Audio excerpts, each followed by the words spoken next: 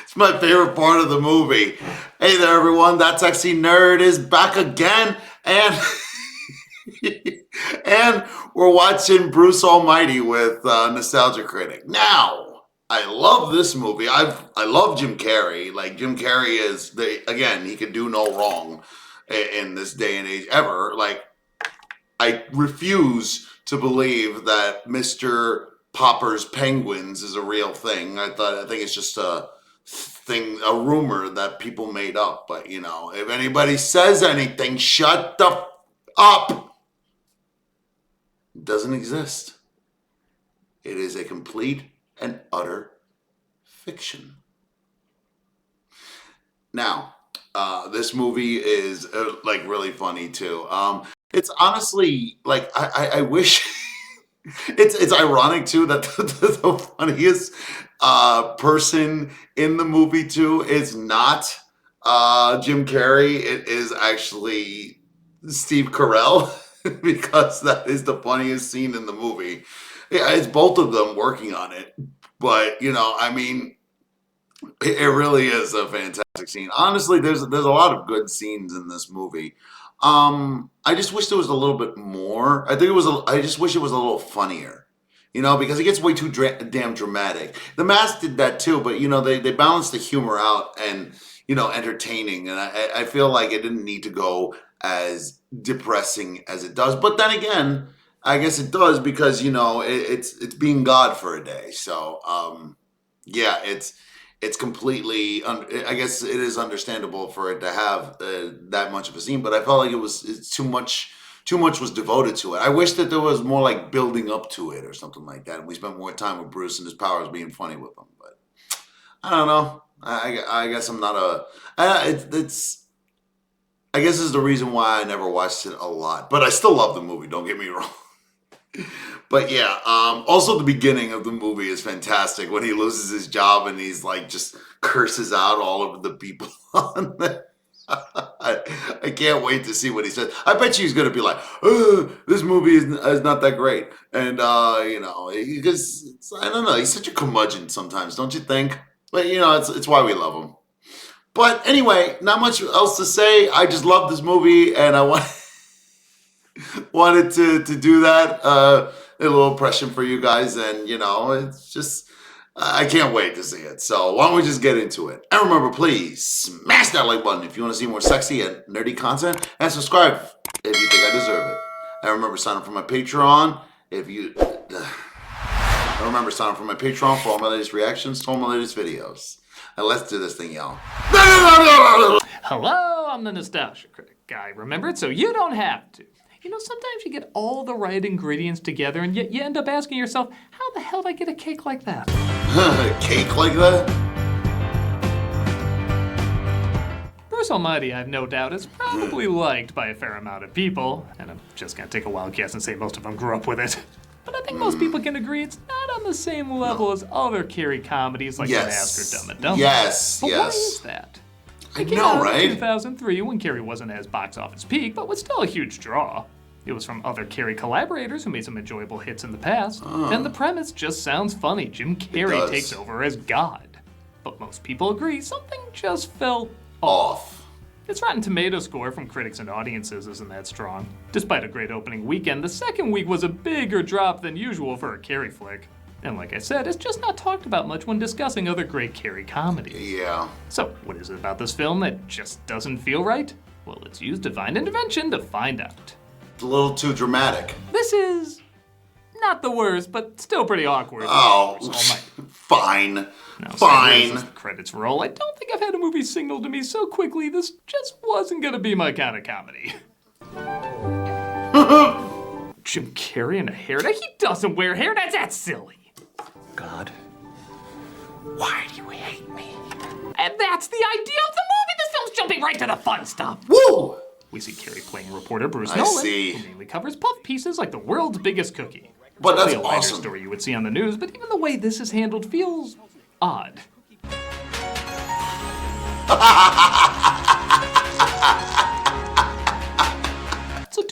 my head while watching. One, maybe the world's biggest cookie isn't that funny.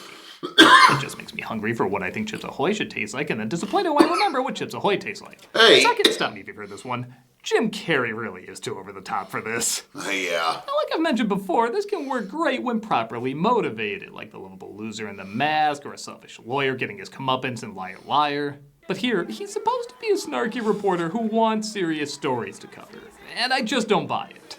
Sucks. It's a story about a cookie. I have no credibility. That's actually a very good point, because it feels like he's a little too silly, you know, already. You know, he's kind of starving for attention. And at least in The Mask, he wasn't. He was just starving for one person's attention.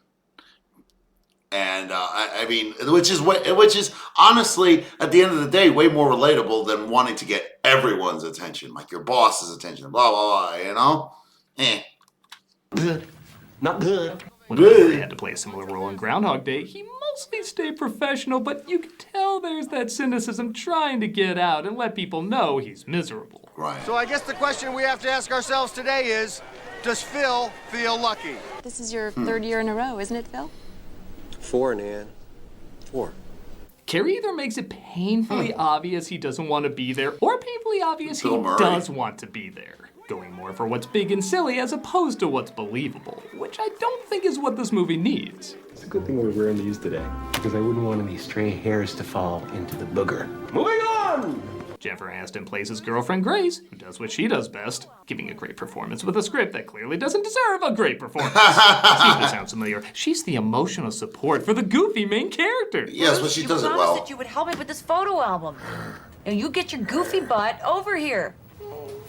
And again, she does a great job, but because Carrie's performance always feels like a performance, it makes it hard to believe their chemistry. Time to get up.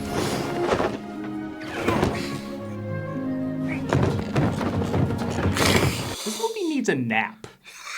This is kind of like in She-Hulk, where the main character complains about nobody taking her seriously when she does everything in her power not to be taken seriously. Yeah. Who in any dimension would look at this guy and say, yeah, his dream clearly is to become a serious anchorman? That's true. the way the cookie crumbles. And that's the way I like it. The bad Ernest movie's called They Want Their Everything Back. Oh, and if anyone thought John Debney's music was overly whimsical in Liar Liar, just going by the score, you'd swear every scene is Winnie the Pooh introducing Tinkerbell to Christmas. Really? Oh God. That dog! It's a mutt pissing. It's pretty low on the magical moment scale. Yeah. They stockpile this stuff in a warehouse. I mean, I'd see that at work every Very day. reliable friend of a girl whose sister is going out with someone very high up in the government. Ah, he wants to be a cable news anchor. Prayer beats. The kids made them for me. They will keep you safe. They'll protect you from roles with Eastern European accents. Occasionally there is a laugh. Meeting started without me. This is my luck. This is my luck. And again, some more good casting with Steve Carell playing Evan Baxter, a reporter who's also after a news anchor position. And that's the way the cookie crumbles. You like jazz, Evan? I'm sure I Pearl Harbored my comments section on my review of B-Movie. Don't do callbacks. You like jazz? Though if there was a meme to respond to another meme, I guess that'd be it. Yeah. Great choice, Jack. This is the Cadillac of baloney. Oh my God, look at you. Well, that guy certainly did something with the one line he had. He's so weird in You're a good everything. reporter. You make people laugh. Like reporters are supposed to do? Why does everybody think journalism is stand-up? Okay, answer my own question. Our beloved Pete Feynman is retiring. While doing a story live, he gets interrupted to be told that Evan got the news anchor position Bruce was fighting for. Well, given everything else I've seen from Carrey, I'm sure he'll bring a lot of subtlety to his reaction. Eroding beneath me. Eroding. Making silly faces to the camera is childish and should only be done by YouTubers in their 40s. Did you feel bad at all letting Leo DiCaprio drown while you were safe floating on the big door? Okay, that one's pretty good. Want to see the moment when Hollywood start botching that one F-bomb in a PG-13 film loophole? I'm Bruce Nolan for Eyewitness News. Back to you. Fuckers! That guy trying to swear in Fargo made it sound less weird than him. I like that. From his job, but he does stick up for a homeless man being mocked, resulting in himself getting beaten up. Let's thank God, shall we? Honey, you know that everything happens for a reason. That is a cliche. That is not helpful to me. It's the first believable thing he said. Has anyone ever reacted to that phrase like, You know that everything happens for a reason. huh, things do suddenly make a lot more sense. Thank you. I know, right? Horrific deaths in Blames World War God One for all or the World War problems, and- I'm Two. sorry. Not only is Carrie not believable here, but he is way too unlikable. I'm not okay with a mediocre life! So is that what you think that we have? Don't make this about you. I'm the only one trying to sink this production. I think I deserve the credit. It's always about you. Perfect. I'll have the worst day of my life with a side order of guilt, please. That wonderful moment when you realize I still have an hour 20 with this character. He uses the prayer beads to ask God for a miracle, but it ends up crashing his car. So he declares that God is the one who should be fired. Then suddenly he starts getting paid felt that constantly way. from an unknown number. Oh, God. Does this guy do anything normal? I'd swear I swat a fly with a flamethrower. He eventually calls the number though, and apparently he's getting offered a job at a strange location. And I know it's not fair comparing Jim Carrey to Bill Murray, they both have completely different styles, but when a news anchor steps in a puddle, it's impossible not to connect it back to Groundhog Day. And guess who did the reaction better? Oh! Come on! Look! What is that? What is that? You know the idea of acting is pretending a camera is not on you, right? He runs into a janitor played by Morgan Freeman, who asks him to help It with is the funny floor, for but Bruce me. says he'll have to give him a rain check. I'm free on the 7th. That's 7. 7th, that's 7 it is. And yeah, okay, I like God as a janitor. I think that's a pretty cool idea. And as Bruce goes further up, he sees the same man in a fine suit. And I'll totally admit I was a janitor when this film came out, so this line kind of stuck with me. People underestimate the benefit of good old manual labor. It's freedom in it. Some of the happiest people in the world go home smelling to high heavens at the end of the day. Granted, the way you leave that job could also lead to some happy moments.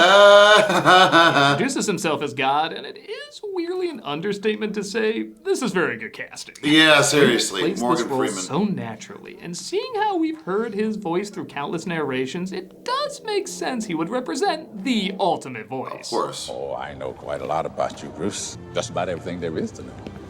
And yeah, I hate to keep bashing on him so much, but Freeman's pitch-perfect delivery really does reflect even more how irritatingly off Carrie's delivery is. I'm God. Bingo! Yahtzee! Is that your final answer? Our survey says... Freeman's so good, I really do believe he's the creator looking at his creation thinking, I really should have had him born with a bottle of Ritalin in his hand. Again, though, some of these bits are good. Okay, how many fingers am I holding up? 7. Ah, the first AI special effect. Now sure you know where this is going. Bruce thinks he can do the job better, so God gives him all his powers to prove it. When you leave this building, you will be endowed with all my powers. You know, I think there's some dictators and war criminals slaughtering countless families, but yeah, focus your attention on this guy sick of doing big cookie stories. Excuse me, I need a spoon. God's powers are similar to the devil's sometimes.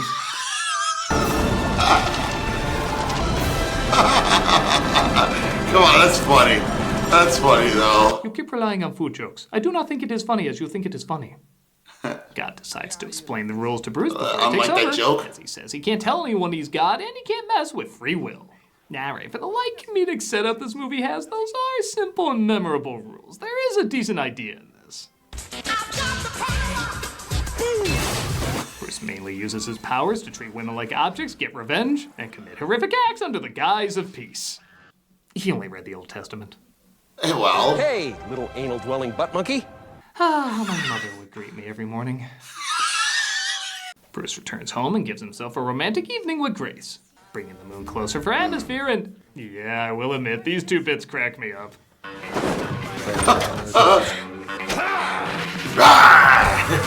Cut to their bed in the basement of the building. However, it turns out moving the moon caused tsunamis in Japan. That's kind of so awful I got a snicker at it. Oh. Yeah, every comedy for a while had to have a silly pet scene to end their trailer on. There's something about Mary. Yeah. Oh. Christmas With the Cranks. Bruce Almighty. We really need that style for other genres. Old Yeller. Maybe not. He tries to get back by accidentally Jesus discovering Christ. the body of Jimmy Hoffa and coincidentally having a camera there to cover it. He does immediately get his job back as he keeps stumbling into amazing story after amazing story during his puff pieces. He also sabotages Evan's reports, and I'm a simple guy. Combining Steve Carell's funny voices with Jim Carrey's funny faces thank you. makes my dopamine giggle. Yeah, hilarious.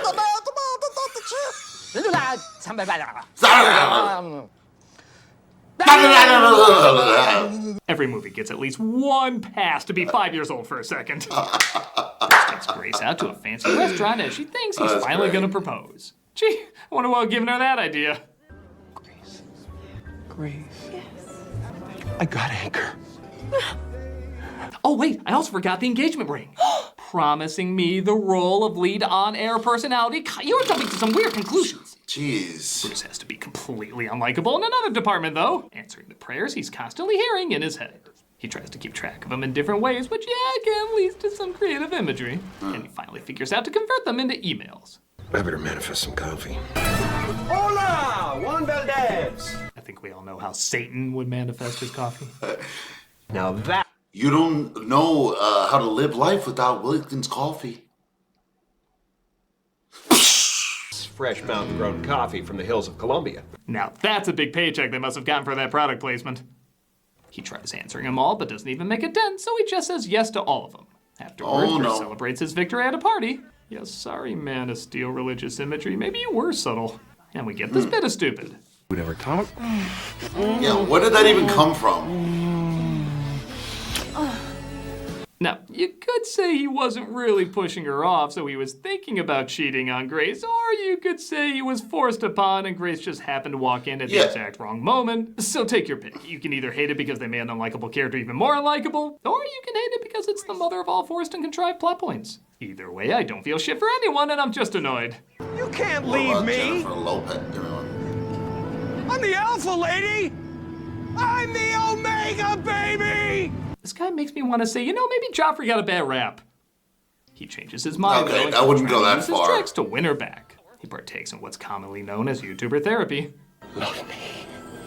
Love me. Love me! All that's missing is a mirror and crying.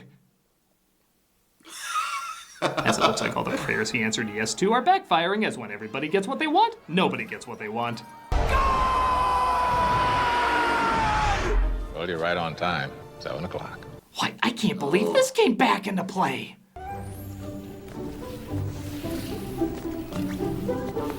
Seriously, the score to Care Bears would kick this soundtrack's ass. Alrighty then. Well, you can quote other Jim Carrey movies you like in the hopes of confusing you into liking this one. You want to see a miracle, son? Be the miracle. And again, even with obvious writing, Freeman's delivery does make the message sound more meaningful and less chicken soup of the soul. But what if I need you? What if I have questions? That's your problem, Bruce. That's everybody's problem. You keep looking up. Nobody ever puts together that Satan is the answer. Bruce tries being a slob like one of us and finds himself being more fulfilled helping out in smaller yet more ethical ways. He even gets Evan his old job back. In the financial world, things are settling back to normal in what analysts are calling a fluke market fluctuation. This really is fiction. So okay, show Grace he's changed and hand the reins back to God. That'll take, 5 minutes, something like that? Now, this film thinks we're really sucked into the high drama of it, so it's kind enough to give us 20 minutes of this. And yes, it's a slow 20 minutes. I know. How's Grace? I really didn't come to chat, okay, It took Bruce? I so came for Grace's long. stuff. You know what Grace does? She prays. Most of the time for you. Dear God, please help Bruce find himself, find contentment, find you. I don't want to hurt anymore. Help me forget. Help me let him go. I want you to decide what's right for me. I surrender to your will. God, The Majestic was so long and melodramatic, it's working its way into the following Jim Carrey movies. You win. I remember The Majestic. I don't want to do this anymore. Pure Flix has less crying about God and relationships. He What did you gets hit by a expect? truck because this movie needs to be dragged out further. And not to show off Carrey's acting, but Carrey's acting. But why? Why now? No, really. Count how many lines he says in a bassy whisper. What do you want me to do? Use them. Peace to all of mankind. What do you really care about? Grace. You want her back? No. I want her to be happy. I want her to find someone. I want her to meet someone. Now that's a prayer. Through your eyes. Yeah. Yeah. A.S. Jim R. He's brought back to life after he says he just wants Grace to be happy, and guess what? Grace is only happy when she's with him. No shit! Do we have to spend 20 minutes coming to that conclusion? What a charming story this will be to tell our divorce lawyers. These two are awful for each other! They end up getting engaged, and of course, his first puff piece back is talking about how important it is to give blood. Reminding you to... You heard him. I'm counting that face he made as a visual bassy whisper. I don't know. Here's a twist, I guess. It was God, yes, we know. No shit. So the next homeless person I see could be... Oh wait, no, he's wrong. Anyway, this movie sucks. I'll be honest, it's a little worse than I remember. On the one hand, yes, this is supposed to be a very lighthearted comedy. You're not supposed to think that much about it. And had it stuck to that, maybe I'd be more lenient. But it's not that funny. Even by the low bar of believability it establishes, I just don't see any of Carrie's reactions as genuine, or relatable, or even absurd enough. And B, it doesn't just stay a lighthearted comedy. It tries to go deeper, and it's not very good at it. It's not focused. It comes across as a little too self-important, which you can have a hint of in a comedy like this, but the last 20 minutes is so boring and really does take itself too seriously. However, I will say, I don't hate the movie. The simple message is fine if you don't think too hard about it. And there are some good performances, but a lot of it just comes across as really awkward. I don't think this is Carrie's worst movie. Hell, I don't even think it's his worst comedy by a long shot. But I will say, if this film wants to be seen as one of the greats, it doesn't have middle of the road. I'm a nostalgia guy, remember? So you don't have. Yeah. Woof. Was that freaking terrible? Yeah, honestly, I think my opinion has changed on the movie as well. I didn't think it was that bad. I mean, I don't agree about all the stuff that he said as far as like saying that he was unlikable. I mean, what the hell else do you think you could do? But again, it was advertised as a comedy. We didn't come here to see Jim Carrey act serious and comedic, like overly comedic. And actually, to be fair, I think the dramatic parts are overseed the comedic parts. So, I mean, it really is an unfocused movie. I do love Jennifer Aniston in though. She's beautiful in that movie. Yeah, but you know, and I was saying to myself, what, was that girl always kind of hitting on Carrie, or did he have a thing for her? And she just out of nowhere forces herself on him. And I'm like, what did he do? I don't, it's confusing. It's like the director didn't know how people interact in the real world. Maybe he's never had a woman do that to him. He said, hey, want to get married? And then that was it. I don't know.